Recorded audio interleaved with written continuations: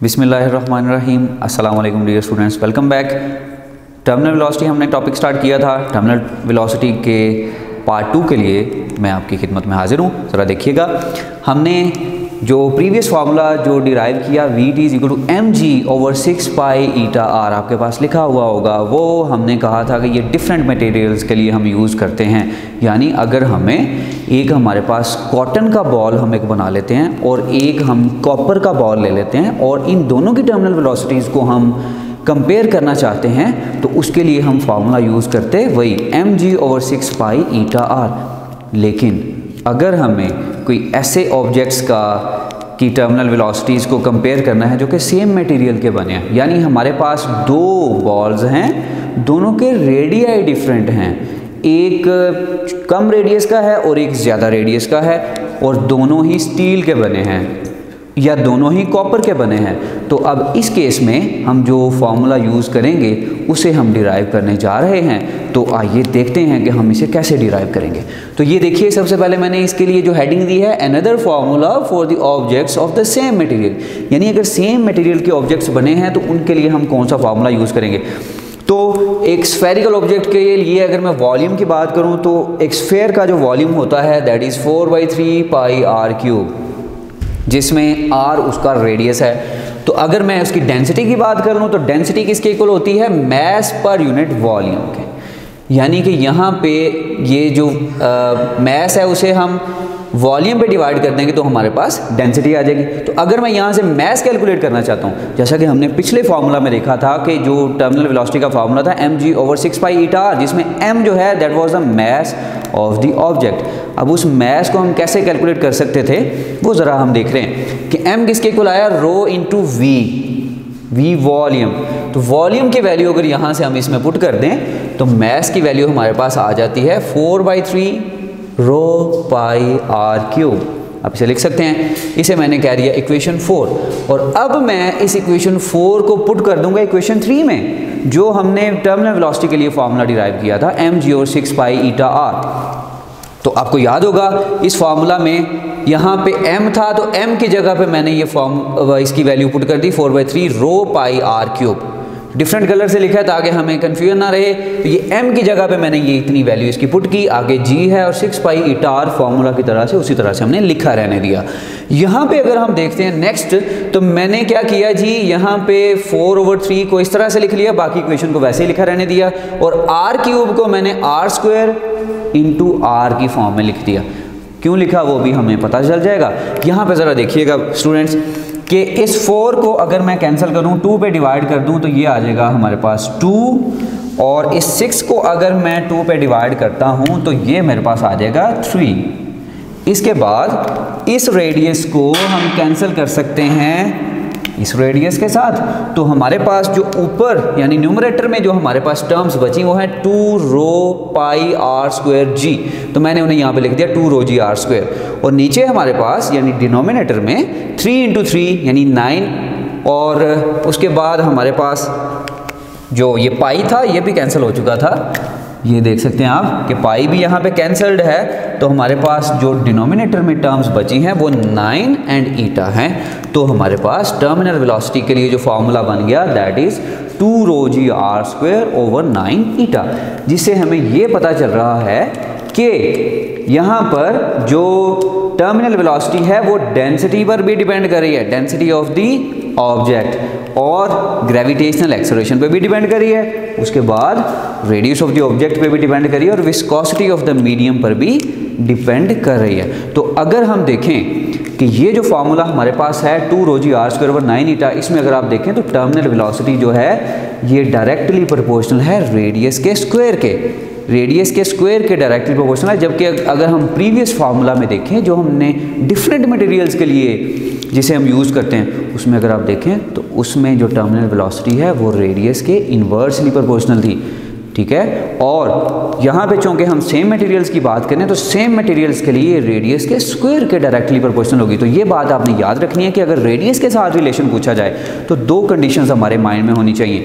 ये कि अगर तो वो पूछ रहा है डिफरेंट मटेरियल्स के लिए तो रेडियस के इन्वर्सली प्रोपोर्शनल होगा जो टर्मिनल वेलोसिटी है, और अगर सेम मटेरियल्स हैं यानी कि एक ही मटेरियल के दो बॉल्स हैं, दो ऑब्जेक्ट्स हैं, तो उसके लिए रेडियस के स्क्वायर के डायरेक्टली प्रोपोर्शनल होगा।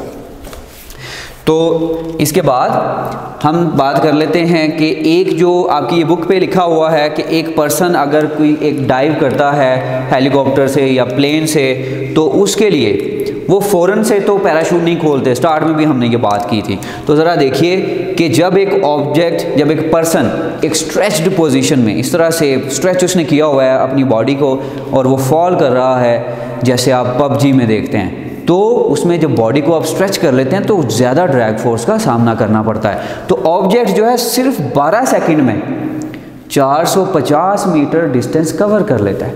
450 मीटर्स डिस्टेंस वो कवर कर लेता है 12 सेकंड्स में, और फिर वो अपनी टर्मिनल वेलोसिटी को अटेन करता है। तो टर्मिनल वेलोसिटी के लिए आपकी बुक पे कुछ लाइंस लिखी हुई हैं, उनमें ये बताया गया है हमें कि जो टर्मिनल वेलोसिटी है ये शेप पे और ओरिएंटेशन पे भी डिपेंड करती है। जैसे अगर मैं बिल्कुल ऐसे स्ट्रीम लाइन ऐसे डाइव करता हूँ एयर में, तो बिल्कुल इस तरह से बॉडी को मैं स्ट्रीमलाइन कर लेता हूँ या स्क्वीज़ कर लेता हूँ इस तरह से कि मेरी बॉडी कम से कम एयर के सामने एक्सपोज हो, तो फिर वहाँ पे इस केस में मेरी टर्मिनल वेलोसिटी डिफरेंट होगी। लेकिन अगर मैं अपनी बॉडी को स्ट्रेच कर लेता हूँ ऐसे इस तरह से कि ये बॉडी ज़्यादा एक्सपोज टू द एयर हो, तो तब मेरी टर्मिनल वेलोसिटी डिफरेंट होगी। इसी तरह से जब मैं पैराशूट ओपन कर लूँगा तब मेरी टर्मिनल वेलोसिटी डिफरेंट होगी।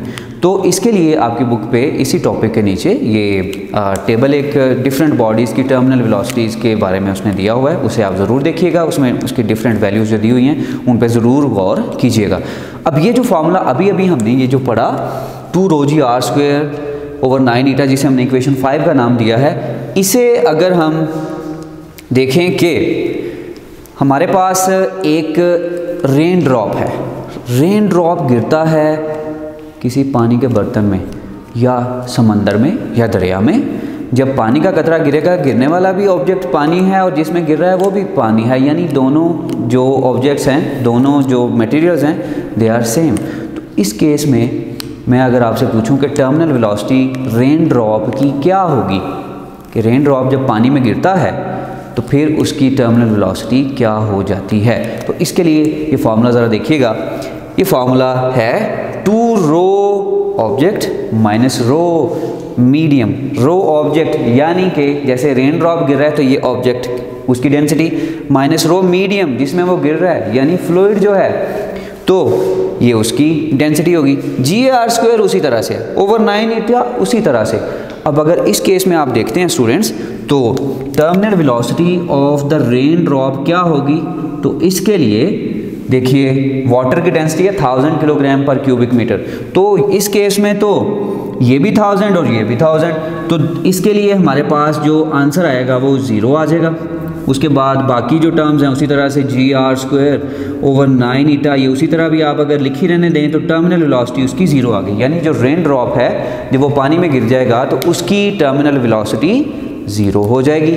तो अब आप ये सोच रहे होंगे स्टूडेंट्स कि अगर यही फॉर्मूला है 2ρ object minus ρ medium into GR² over 9η, जैसा कि ये लिखा, तो फिर हम इसे इस फॉर्म में क्यों लिखते हैं, तो इसके लिए ये है, ये फॉर्मूला हम लिखते हैं उस केस में जहाँ पर ρ यानी density of the object is much greater than the density of the medium. जैसे अगर हम वाटर की बात कर लें, रेन ड्रॉप गिरता है ऊपर से तो उसकी डेंसिटी 1000 किलोग्राम पर क्यूबिक मीटर है, और अगर किस में से पास कर रहा है, एयर में से, तो एयर की डेंसिटी कितनी है 1.29, तो 1000 is much much greater than 1.29। तो इस केस में हम फिर जो डेंसिटी ऑफ द ऑब्जेक्ट जब greater than, very very greater than the density of the medium होगा, तो फिर हम डेंसिटी ऑफ द मीडियम को नेग्लेक्ट कर देते हैं और फॉर्मूला हमारे पास 2ρg r² ओवर 9η बच जाता है, जिसमें ये जो रो है it is the density of the object. इसे हम ऑब्जेक्ट की डेंसिटी लिखेंगे, जिसे मैं साथ में लिख देता हूँ कि ये डेंसिटी ऑफ द ऑब्जेक्ट है। तो यहाँ पे अब इस टॉपिक से रिलेटेड हम कुछ MCQs करेंगे। इसमें सबसे पहला MCQ आप देखिएगा, the acceleration caused by the drag forces. जो ड्रैग फोर्स है it is a retarding force. Retarding force है तो इसका मतलब है ये डिसेलरेशन प्रोड्यूस करती है बॉडीज़ में। डिसेलरेशन क्या होता है? Negative acceleration. तो आंसर्स में अगर आप देख लें तो सिर्फ और सिर्फ एक ही आंसर नेगेटिव में दिया हुआ है और वो है बीटा माइनस जी। तो जो एक्सेलरेशन प्रोड्यूस करेगी या जो एक्सेलरेशन कॉज होगा ड्रैग फोर्स की वजह से वो किसके इक्वल होगा? माइनस जी के। इसके बाद बाकी अगर आप बाकी आंसर्स को भी आप देख लें तो इस केस में कहीं पर भी जो एक्सेलरेशन था वो जी से ग्रेटर नहीं था। इसका मतलब 2g तो नहीं हो सकता। और g भी तब था जब हमने एट द स्टार्ट बात की थी जब इनिशियल वेलोसिटी 0 थी। और जो एक्सेलरेशन 0 हो गया था वो कब हुआ था? जब ड्रैग फोर्स वेट के इक्वल हो चुकी थी। तो जनरली अगर हम बात करें तो जो ड्रैग फोर्स है वो उसकी वजह से जो एक्सेलरेशन कॉज होता है दैट इज़ माइनस जी। इसके बाद अब सेकंड एमसीक्यू पे चले जाएं। ये है टर्मिनल वेलोसिटी। इफ़ कोई ऑब्जेक्ट है उसकी टर्मिनल वेलोसिटी है 20 मीटर पर सेकंड ज़मीन पे, then terminal velocity at the moon is, moon पे टर्मिनल वेलोसिटी क्या होगी? सोचिए स्टूडेंट्स, इसमें ज़रा देखिएगा कि हमने जो टर्मिनल वेलोसिटी के लिए जो फार्मूला डिराइव किया है that is V T is equal to 2 rho g r square over 9 eta. Eta inversely proportional है टर्मिनल वेलोसिटी के। अब मुझे ये बताइए क्या मून पे एयर है? क्या वहाँ पे कोई रेजिस्टिव मीडियम अकर करेगा? बिल्कुल नहीं करेगा। तो जब वहाँ पे कोई रेजिस्टिव मीडियम ही नहीं है इसका मतलब है कि कोएफिशिएंट ऑफ विस्कोसिटी 0 है। कोएफिशिएंट ऑफ विस्कोसिटी अगर 0 होगा तो फिर टर्मिनल वेलोसिटी इनफाइनाइट हो जाएगी। तो हमारा जो इस क्वेश्चन के मुताबिक आंसर बनेगा दैट इज इन्फिनिटी। आंसर समझ आया स्टूडेंट्स? इसमें ज़रा देखिए आप कि मून पे चूंकि एयर मौजूद नहीं है यानी रेजिस्टिव मीडियम मौजूद नहीं है। जब रेजिस्टिव मीडियम मौजूद नहीं है तो इसका मतलब वहाँ पे ड्रैग फोर्स प्रेजेंट नहीं है। तो ड्रैग फोर्स ही जब प्रेजेंट नहीं है तो टर्मिनल वेलोसिटी कभी भी अटेन नहीं हो सकती। टर्मिनल वेलोसिटी सिर्फ और सिर्फ तब अटेन होगी जब ड्रैग फोर्स एग्जिस्ट करेगी, और ड्रैग फोर्स तब एग्जिस्ट करती है जब कोई रेजिस्टिव मीडियम एग्जिस्ट करता है। नेक्स्ट एमसीक्यू पे चलते हैं। 2 कॉपर बॉल्स। कॉपर बॉल्स इसका मतलब है सेम मटेरियल की बॉल्स हैं, याद रखिएगा इस बात को। Have radii ratio 3:2, then their terminal velocity, अगर ऐसा है तो फिर बताइए कि इनकी जो टर्मिनल वेलोसिटी होगी उनकी रेशो क्या होगी। तो देख लेते हैं स्टूडेंट्स, हमने यहाँ पे ये फॉर्मूला पढ़ा सेम मटेरियल के लिए 2 rho g r square over 9 ईटा, जिसमें बाकी टर्म्स तो सारी सेम रहेंगी, सिर्फ रेडियस की उसने रेशो दी है। इसका मतलब सिर्फ रेडियस चेंज हुआ है, बाकी चीज़ें कांस्टेंट रहेंगी। तो हमारे पास जो यहाँ पर रेशो बनेगी वो ये बनेगी v1 over v2 is equal to r1 square over r2 square. तो r1 ओवर r2 की वैल्यू यहाँ पर ये गिवन है, r1 ओवर r2 की वैल्यू गिवन है 3/2। तो ये अगर हम यहाँ पे पुट कर लेते हैं 3 स्क्वायर ओवर 2 स्क्वायर तो आंसर आएगा हमारे पास 9/4, यानी 9:4। Then delta will be the correct option. तो इस तरह से अगर हमें रेडियाई की रेशो पूछी जाएगी और हमारे पास जो मटेरियल है वो भी अगर सेम रखा गया होगा तो हम सेम फार्मूला यूज़ करके ये इसका आंसर हम निकाल सकेंगे। तो इससे रिलेटेड और भी क्वेश्चंस कई टर्मिनल वेलोसिटी से रिलेटेड पूछे जा सकते हैं। तो फिलहाल के लिए इतना ही स्टूडेंट्स। उम्मीद है कि आपको टर्मिनल वेलोसिटी टॉपिक अच्छा समझ आया होगा। नेक्स्ट हम इंशाल्लाह किसी नए टॉपिक के साथ हाजिर होंगे, तब तक के लिए इजाज़त दीजिए। अल्लाह हाफिज़।